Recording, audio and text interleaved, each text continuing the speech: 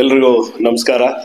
ವೇದಿಕೆ ಮೇಲೆ ಉಪಸ್ಥಿತರಂತ ಶಾಸಕರಾದಂತ ಸಮೃದ್ಧಿ ಮಂಜುನಾಥ್ ಅವರೇ, ಲೋಕಸಭಾ ಸದಸ್ಯರಾದಂತ ಮಲ್ಲೇಶ್ ಬಾಬು ಅವರೇ, ಹಿರಿಯ ಮುಖಂಡರಾದಂತ ರಾಮಲಿಂಗಾರೆಡ್ಡಿ ಹಾಗೂ ಎಲ್ಲ ಈ ಪಂಚಾಯಿತಿಯ ಮುಖಂಡರೇ, ಗ್ರಾಮ ಪಂಚಾಯಿತಿ ಅಧ್ಯಕ್ಷರೇ, ಸದಸ್ಯರೇ ಹಾಗೂ ನಾಗರಿಕರೇ ಹಾಗೂ ಪತ್ರ ಮಿತ್ರರೇ, ಏನಿವತ್ತು ಒಂದು ಹಬ್ಬದ ವಾತಾವರಣವನ್ನ ಏರ್ಪಟ್ಟಿದೆ. ಏನು ಗ್ರಾಮ ಪಂಚಾಯಿತಿ ಸೌಧ ಅಂತ ಏನ್ ಕರಿತೀವಿ ಅಂತ ಒಂದು ಬಿಲ್ಡಿಂಗ್ ನ ಇವತ್ತು ಕಟ್ಟಿ ಒಂದು ಉದ್ಘಾಟನೆ ಕಾರ್ಯಕ್ರಮಕ್ಕೆ ಬಂದಿದ್ದೀವಿ.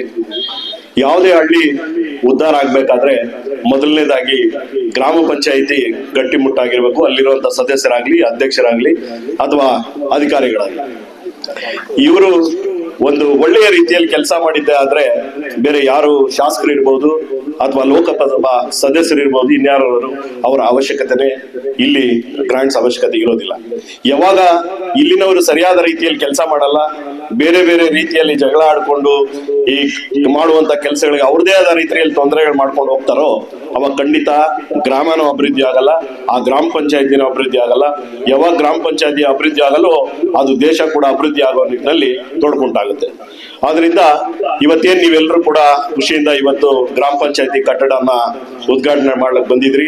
ನೀವೆಲ್ಲರೂ ಇನ್ ಮುಂದೆ ಎಲ್ಲಾ ಸದಸ್ಯರು ಪಕ್ಷ ಭೇದವನ್ನ ಮರೆತು ಎಲ್ಲರೂ ಕೂಡ ಸಹಕಾರಿಯಾಗಿ ಕೆಲಸ ಮಾಡ್ತಾ ಈ ಎಮ್ಮೆನಂತ ಗ್ರಾಮ ಪಂಚಾಯತಿಯ ಎಲ್ಲ ಏನು ಹಳ್ಳಿಗಳಿದಾವೆ ಅವುಗಳ ಉದ್ಧಾರಕ್ಕೋಸ್ಕರ ನೀವೆಲ್ಲರೂ ಕೂಡ ಶ್ರಮ ಪಟ್ಟು ಮುಂದೆ ಅಭಿವೃದ್ಧಿ ಮಾಡ್ಬೇಕು ಅಂತ ವಿನಂತಿಸ್ತಾ, ಕೊನೆಯದಾಗಿ ಅಧಿಕಾರಿಗಳಲ್ಲಿ ಮನವಿ ಏನಂದ್ರೆ, ತಾವು ದಯವಿಟ್ಟು ಯಾವುದೋ ವ್ಯಕ್ತಿಗೆ ಅಥವಾ ಯಾರ್ದೋ ಹೆಸರಿಗೆ ಮರ್ಯಾದೆ ಕೊಡುವಂತದ್ದಲ್ಲ, ಶಿಷ್ಟಾಚಾರವನ್ನ ಖಂಡಿತ ನೀವು ಪಾಲನೆ ಮಾಡ್ಬೇಕು.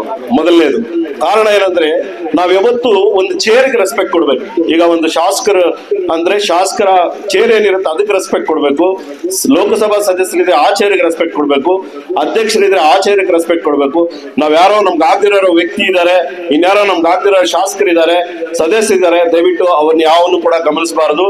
ನಾವು ರಾಜಕೀಯ ವ್ಯಕ್ತಿಗಳು ನಾವೇನಾದ್ರೂ ಮಾಡ್ಬೋದು, ಆದ್ರೆ ದಯವಿಟ್ಟು ನೀವು ಅಧಿಕಾರಿಗಳು ಅದನ್ನ ಶಿಷ್ಟಾಚಾರ ಅಂತ ಏನಿದೆ, ಪ್ರೋಟೋಕಾಲ್ ಅಂತ ಏನಿದೆ, ದಯವಿಟ್ಟು ಅದನ್ನ ಮೇಂಟೈನ್ ಮಾಡ್ಬೇಕು.